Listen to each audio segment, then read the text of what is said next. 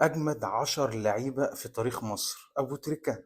أبو تريكة يظهر أول واحد، يعني العيش، يعني الماجيكانو، يعني المحترم، يعني المؤدب، يعني كل حاجة. ده نمبر 1 يا جدعان، نمبر 1 ما فيهاش كلام. مين التاني؟ وائل جمعة الصخرة، وائل جمعة المدافع اللي ما تعوضش من ساعة ما اعتزل. وائل جمعة المحترم ياخد رقم 5. ياخد رقم 7. 7 عشان في ناس لسه جاية أساطير. عصام الحضري السد العالي. عصام الحضري فعلا نتفرج على عصام الحضري يعرف يعني ايه حارس مرمى مش موجود دلوقتي ولا هيجي زيه لحد بقى 100 سنة قدام. هياخد الثامن عشان في اساطير جاي. اصبر بس اصبر. اصبر، انا حاسس ان في شغل تقيل عالي. احمد حسن، يعني اللاعب اللي هو في نص الملعب المتكامل، يلعب 6، يلعب 8، يلعب 10، هداف، صانع لعب، كل حاجة، رجله دانة على المرمى مظبوطة. ياخد رقم 6.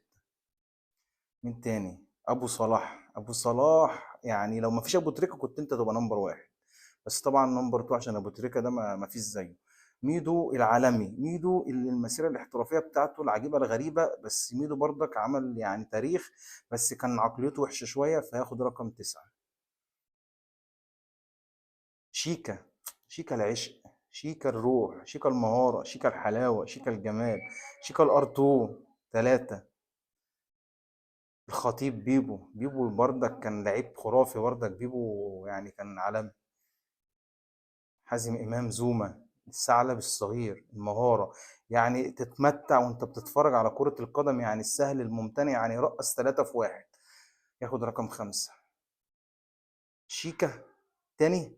هو شيكا بقى حبيبنا. شيكا يجي مرتين بس ما يتحطش العاشر بقى، بس متعوضة يا شيكا معلش.